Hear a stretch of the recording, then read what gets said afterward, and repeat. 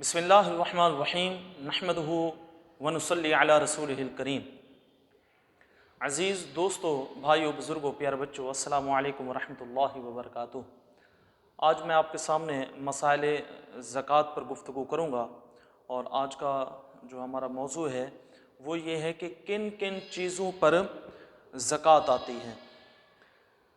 नाज़रीन गिरामी, ये अल्लाह रब्बुल इज़्ज़त की ख़ास मेहरबानी है। अगर अल्लाह चाहता तो हर चीज़ पर ज़कात लाज़िम कर देता, लेकिन अल्लाह रब्बुल इज़्ज़त ने ऐसे नहीं किया। इंसान ज़मीन का भी मालिक है, इंसान दुकान का भी मालिक है, मकान का भी मालिक है, ठीक है, जानवर हैं उनका भी मालिक है, सवारियाँ हैं उनका भी मालिक है, लेकिन हर एक चीज़ पर ज़कात लाज़िम नहीं आती। ज़कात किस चीज़ पर होगी? या तो किसी इंसान के पास सोना हो 7.5 तोले, या फिर चांदी हो 52.5 तोले, या फिर सोना भी नहीं चांदी भी नहीं, नकद रकम हो जो 52.5 तोले चांदी की कीमत के बराबर है। और अगर इनमें से कोई चीज़ नहीं, फिर देखा जाएगा उसके पास सामान तिजारत है। अगर वो सामान तिजारत रखता है और उसकी मालियत जो है 52.5 तोले चांदी की कीमत के बराबर हो जाए तो उस पर ज़कात लाजिम आ जाती है। इसके अलावा बाकी चीज़ों पर नहीं। जो ज़रूरियात असलिया हैं, चाहे उसका मकान है बहुत महंगा है, ज़कात लाजिम नहीं आएगी। चाहे उसकी गाड़ी है ज़ेरे इस्तेमाल है, चाहे जितना भी महंगी है, ज़कात लाजिम नहीं आएगी। जानवर रखता है, लेकिन क्योंकि जानवरों के लिए शर्त यह है कि जानवर साल का अक्सर हिस्सा मुफ्त यानी 6 माह, अक्सर से मुराद ये 6 माह या 6 माह से ज़्यादा का हिस्सा वो मुफ्त घास खाएं, तब उन पर ज़कात लाजिम आती है, वरना नहीं आती। तो अगर उसके पास कोई जानवर है और उनको वो चारा भी पैसों से ख़रीद करके देता है तो उन पर भी ज़कात लाजिम नहीं आएगी। ज़कात किन चीज़ों पर है? सोना, चांदी, रुपया, पैसा या सामान तिजारत। एक तो ये मसला हो गया। दूसरा मसला ये है कि ज़कात उस पर लाजिम आएगी जो निसाब का मालिक है।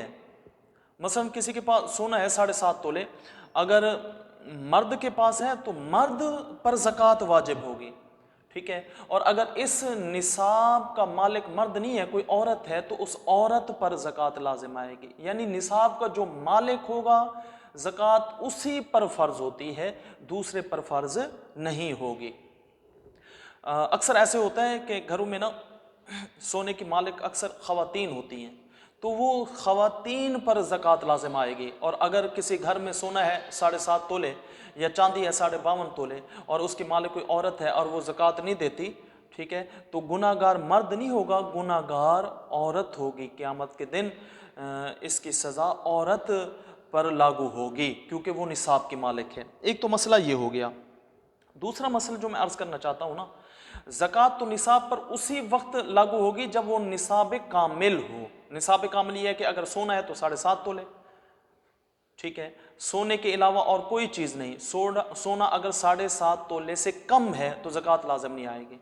सिर्फ चांदी है, सोना नहीं, नकद रकम नहीं, सामान तिजारत नहीं, तो चांदी 52.5 तोले होगी तो ज़कात होगी, वरना नहीं।